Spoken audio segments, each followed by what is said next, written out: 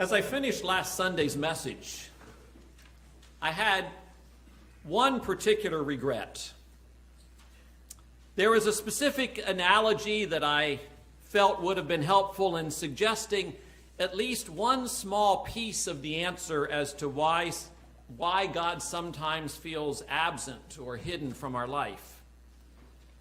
But as the sermon was already approaching 30 minutes in length, and this particular analogy probably would have taken another 10 minutes to develop, I figured it was all for the best, maybe some other time.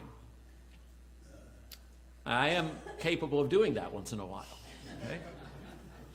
Well, and then I greeted many of you on your way out of church. And while I don't mean to slight anyone whose comments I don't reference here this morning, there were 3 comments in particular that I want to share with you. In fact, if you want an outline of this morning's message, it's essentially what I've just described. 3 comments and a leftover analogy. Does that work? Not necessarily in the order they occurred. The first comment was one that came from my dad. It was not simply good message or I appreciated the message this morning. No, it was a little more memorable than that. Although I don't remember the exact words, what I recall is something to the effect of, that sermon should be preached every week. Okay, so something had really resonated with him.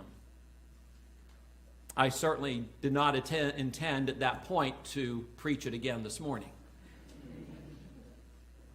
But for those of you who weren't here last week, or for those of you who were here but have forgotten or simply didn't have the same experience as my dad, and let me review just a little bit. And in reviewing, perhaps I will honor my father's suggestion just a little in giving the message from last week an abbreviated encore. The title was The Gift of Presence, and we looked at the familiar prophecy in an otherwise obscure passage in chapter 7 of the book of Isaiah, where we read, "Therefore the Lord himself will give you a sign. The virgin will conceive and give birth to a son, and will call him Emmanuel." And we talked about how that name Emmanuel literally means God with us. As literally as if we named a child in English, God with us. Hello, I'm God with us. This wasn't an obscure meaning. That's literally what the name Emmanuel, it was a compound of these other words that simply in their language, if you would want to say to someone, you know what, God is with us, you would have said, whatever you know what mean, however you say that in Hebrew, you would have said, hey, Emmanuel, God is with us. Same sound, exactly. That was the prophecy. Well, God with us, what was so special about that? Wasn't God with people all the time in the Bible, especially in the Old Testament? I mean Noah and Abraham and Joshua and David and Daniel and all that. Isn't that what the Bible's all about? God was with those people all the time. Oh no, remember that there's several thousands of years of human history recorded in the Old Testament. Most of those years were not those things we read about. Most of those years, most of those lifetimes were a lot like yours and mine. And yes, the Bible reveals a God who is a very present help in times of trouble. But the same Bible also lifts the veil to show that his people often experienced just the opposite, like we do, times when God seemed quite absent or at least hidden from view. And I shared from Psalm 22, where the psalmist wrote these words, my God, why have you abandoned me? Why are you so far away when I groan for help? Every day I call to you, my God, but you do not answer. Every night I lift my voice, but I find no relief. Written by David. Yeah, the same David who picked up a slingshot and some stones and killed the giant. Boy, if God let me do that, I'd never have a bad day in my life. Oh, don't count on it. Yes, God made his presence known that one day, and maybe a few other days. And there were Psalms. Yes, there are times when David's heart was full of praise to God, but it wasn't every day. And he had times when this is what he felt. Or Psalm 42, as the deer longs for streams of water, so I long for you, O God. I thirst for the living God. We thirst when we haven't had anything to drink for a while, right? And that's David's experience at times. God, I'm so thirsty. I don't know where you are. And I shared the quote from Blaise Pascal, 17th century Christian philosopher, among other things, where he said, a religion which does not affirm that God is hidden is not true. Truly, you are a God who hides.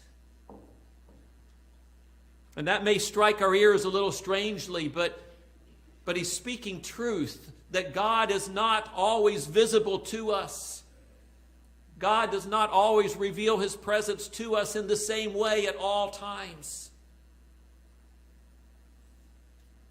When we look back and thought about some of these great heroes of the faith, we think of Abraham and the times of famine he experienced and the time when God had promised a child. But for how many years did Abraham live wondering, is it going to happen this year? And every year that goes by, time passes and he gets older and older, and so does Sarah. And there were times of doubt. Time when he took the promise in his own hands and said, I guess I've got to make this happen some other way. Joseph, where was God when he was betrayed by his brothers and sold as a slave? When he tried to live honorably in the house of Potiphar, only to have Potiphar's wife turn against him and accuse him wrongly, and he wound up in the king's dungeon. About the nation of Israel, when they became enslaved to the Egyptians. What about the nation of Israel after that marvelous deliverance from Egypt, crossing the Red Sea, and then they're in the wilderness, and how often do they say, where's God?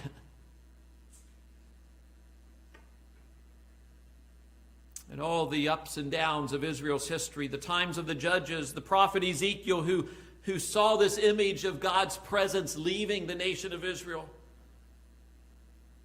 In 1722 BC, the fall of the northern kingdom to Assyria.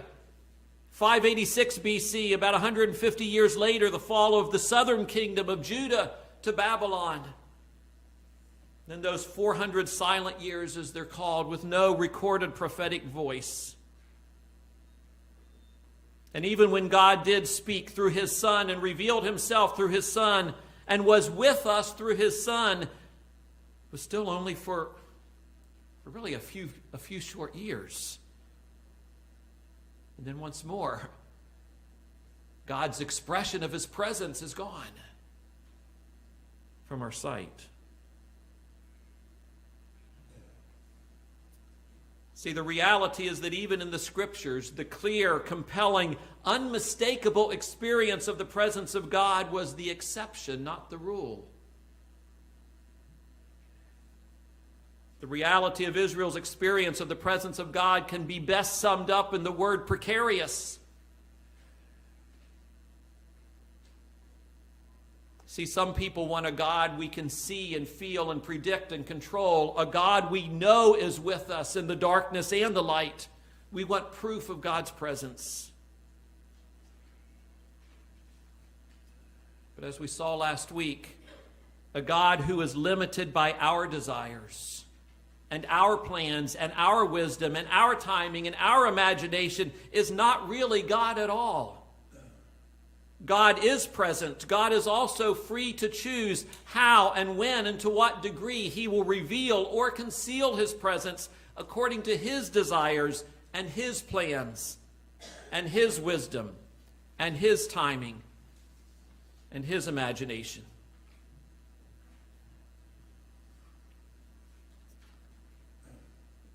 And here's where we start to get into some new territory. See, sometimes our experience of God's seeming absence or hiddenness, sometimes it's our own fault. Sometimes it's due to our own sin, to our own rebellion. When we are going our own way, pursuing our own interest, and presuming upon God to cater to our every whim, we blind ourselves to many of the glimpses of God's presence that we might otherwise have seen.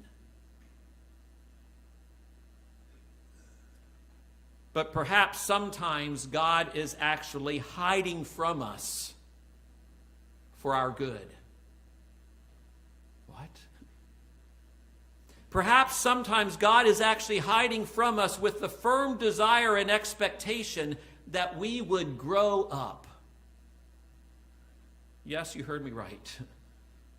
I said, grow up. Now, I don't mean that with malice or disdain. Rather, it brings me to the analogy I mentioned a few minutes ago, the one that I actually did not mention last week. The analogy of parenting.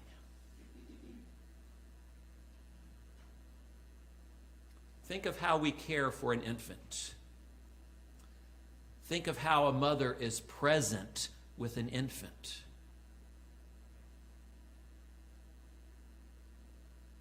Carrying, feeding, dressing, changing, bathing, every need that child has, hovering, caring, protecting. You go back further than that. Think about the presence for 9 months. Can't even lay that baby down. See, it changes. Imagine just going from being carried in your mother's womb 9 months to being away from her body. You think that might feel a little bit like separation? All of a sudden, where's Mom? She's not here anymore. Yes, she is. But the expression has changed. It's not constant. It's not physical. There's not an umbilical cord connecting the two of you anymore. But oh, she's there, making sure your needs are met. But eventually those tasks change, don't they? And as those tasks of feeding and carrying and dressing and changing and bathing, as those tasks change, it can feel a little bit like abandonment. Now understand, I said this is an analogy that maybe gives us a little glimpse into one piece of what might be going on here. This isn't the whole explanation, not for a minute. But I think it can help.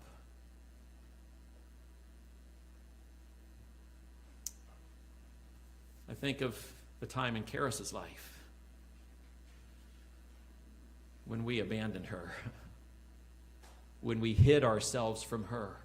Oh, we were present. Believe me, we were present in the other room. It was one of the hardest things we did as young, brand new parents. As Karis was wired even at that young age, as long as there was anything going on anywhere, she didn't want to miss it. And when it was time to go to sleep by our schedule, she didn't know how to put herself to sleep. And that's a skill that a baby needs to have. And you can argue, you can yell at me, whatever. Reba's not feeling well. She's not here this morning, so I'll take the brunt of it. That's okay. We had come across this strategy for teaching your child to be able to put themselves to sleep. That involved planned, timed, extended separation physically. We laid her down and we comforted her, and then we left the room. And of course she cried. And we waited 5 minutes or whatever the timing was, and then we came back and we didn't pick her up. We patted her, we comforted, and then we left for 10 minutes. And each time we left, it was a little bit longer.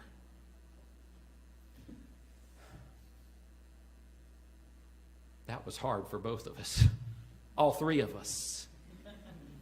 And that first night, after a couple hours, when she finally fell asleep, she was sitting up, leaning into the corner of her crib, fighting it until it just took over her. The second night, maybe a half hour. The third night, we laid her down and she went to sleep. Maybe, just maybe, there's a connection here. We see it in nature around us. We use it all the time, that analogy of the bird pushing its baby out of the nest.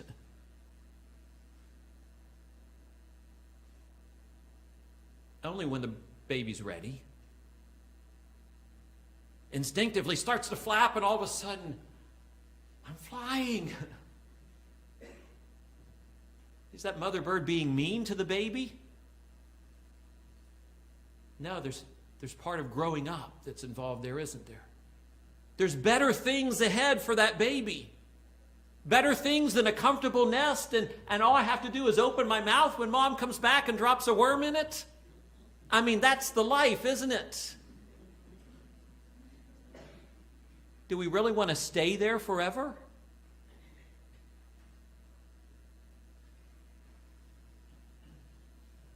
See, the process of growing up is not only about learning to do things for ourselves.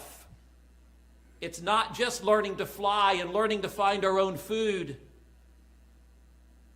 It's ultimately about learning to do for others, kind of like what mom and dad were doing for us.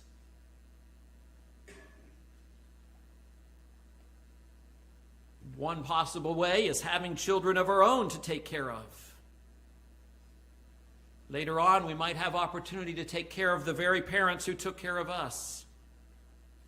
And hopefully we find a lot of other people to give to along the way. Becoming givers instead of takers, learning that it is more blessed to give than to receive. It is more fulfilling to give than to receive. It is more joyful to give than to receive. Think of all that would be missed if parents just kept giving us the same experience of their presence throughout our lifetime, the same experience that they gave us as infants or toddlers or even as teenagers. It's not what we're designed for. We're designed to grow up, to become parents ourselves, to experience giving. And then I think about fellowship with the God who created us. We are made in his image. What does that mean?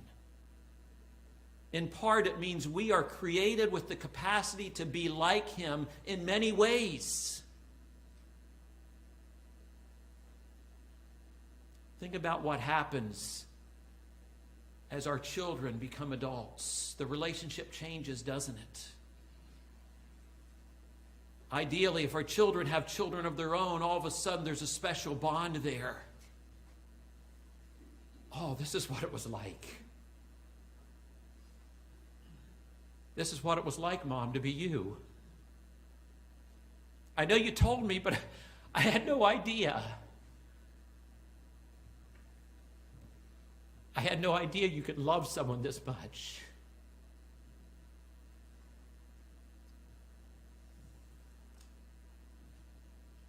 About us and God. Is there any connection here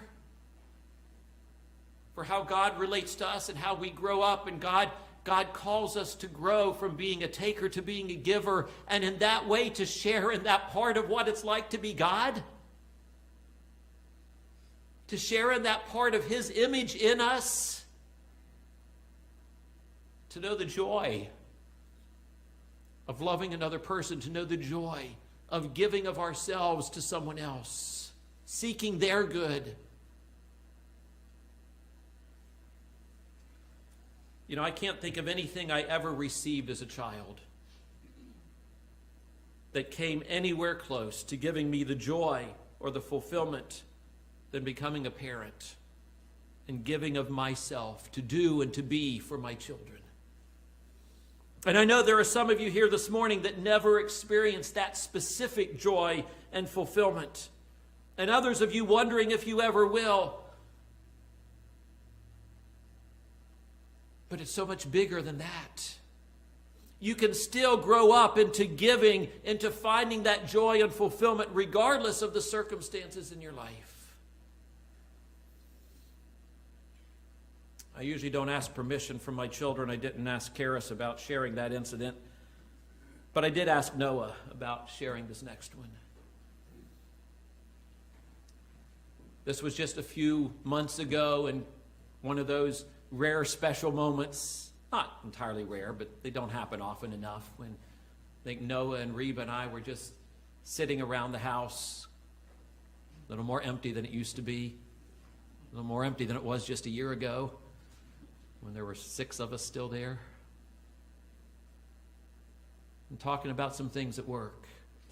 I was telling about this one co-worker, a lady in middle-aged who he talks with once in a while, and she shares her problems and he talks and so forth. And in this particular instance, there was a third person involved in the conversation, and something about, he was saying something about Noah, and this lady makes the comment,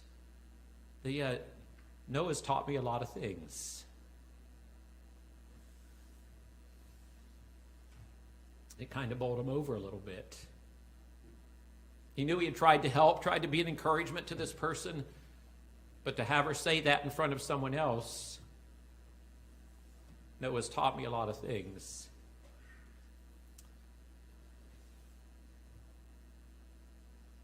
Then Noah's sharing this with his parents. And he's starting to do what I'm starting to do right now, and he's starting to tear up. And he said, if I died right now, I know I didn't do nothing.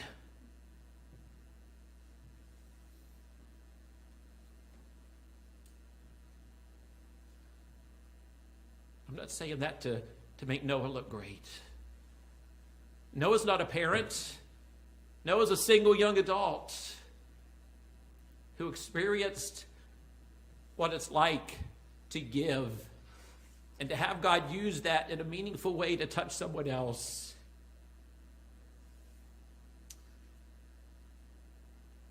And experience the fulfillment of that.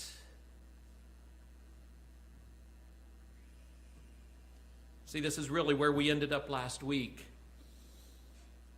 The joy of Christmas is that even though Jesus was on this earth for only a few short years, he was Emmanuel. He was God with us in a way that changed everything in terms of God's presence. Because of Jesus, yes, the way was made to be present with God forever. Because of Jesus, we don't have to wait for heaven. We can experience God's presence within us through the person of the Holy Spirit dwelling within us.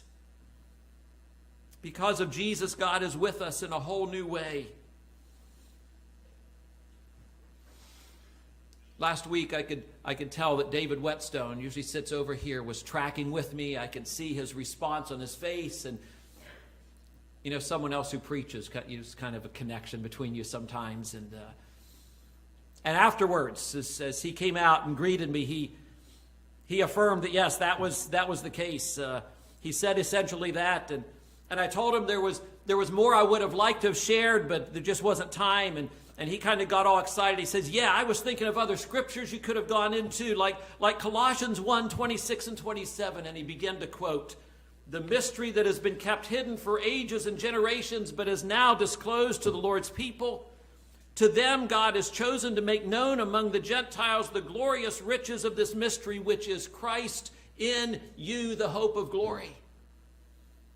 So excited as he was sharing that. And I'm thinking, oh man, wouldn't that have been a great scripture to use? You see, it's not just the hope of future glory and God's presence in heaven. It's not even just the hope of experiencing more of the glory and presence of God by getting to know more of Christ. It is also hope for the whole world to experience more of God's glory and presence through the presence of Christ in us. Through Jesus, we are sent into the world just as he was sent into the world, to be channels of God's presence to others. You understand that when we give of our presence to others, being present with them, God shows up and others experience God's presence through us. That's how it happens, for real. That's how it happened week before last. Which brings me to my third and final comment that was shared after the sermon last week. This was Donna. On her way out, she told me how the message of light in the midst of darkness and presence in the midst of loneliness really connected with her. She told me the story of something that had happened one day just the previous week. She had been really feeling the loneliness of her current circumstances. Not that it was all bad. Part of the reason for the loneliness was Sarah being away at college, and that's a good thing. Right, Sarah? Yeah. Elijah has a job. That's a good thing. Joe and Lizzie and Joseph and Cadlin recently moved out of the basement and into a new house. That's a good thing for them. That's what we want. But that didn't change the fact that there's a vacuum there.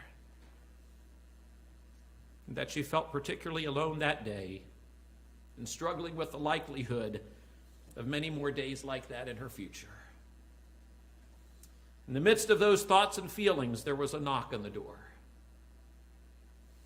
She went to the door, and there was Shauna Helmick. Now, not all of you know Shauna or even know who she is.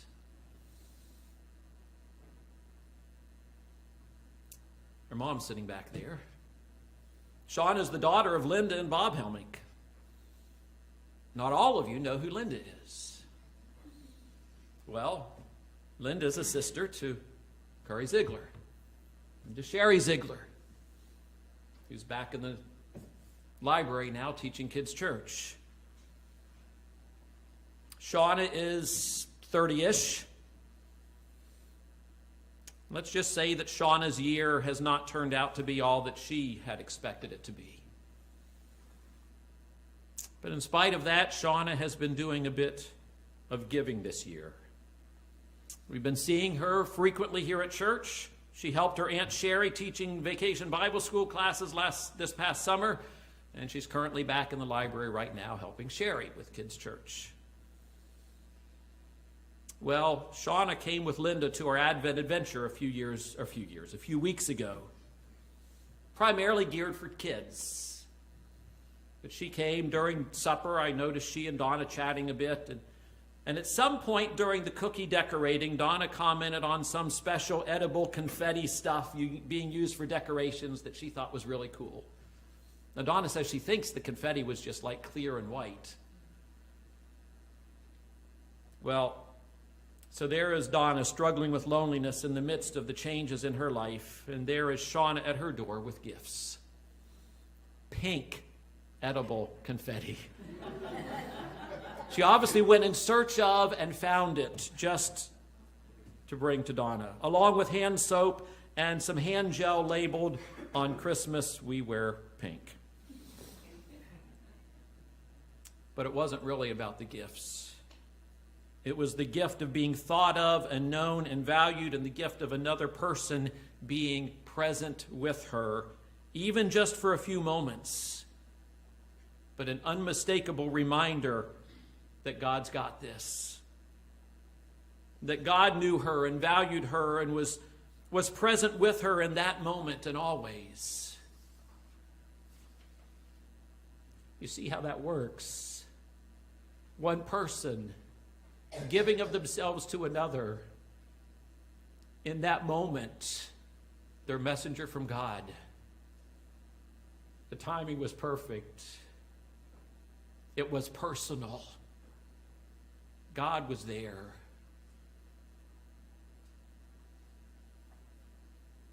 You know, the joy of Christmas is that what I've just described, this is for all people. I've heard that expression at least 4 times this morning. In the Gospel of Luke that Linda read, the message to the shepherds, a message for all people. And twice in our responsive reading before the offering, that this is for everyone, it's for all people. And Linda's prayer after the offering, that our gifts be used to serve all people everywhere. This is for all people, rich and poor, men and women, married, single, old, young, whatever the color of our skin, whatever our circumstance. God can be present with us, and God can use us to be present with other people and show up in those moments. Jesus came so that we might know God with us in a real way. Jesus calls us and will lead us and empower us and use us to be messengers of his presence so that others can know God with them.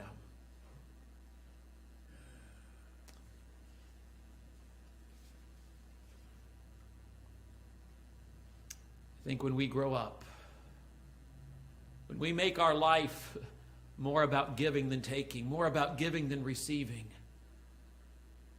we experience more of God because that is God. Others experience more of God because through us he meets them in their need. It's what we call win-win.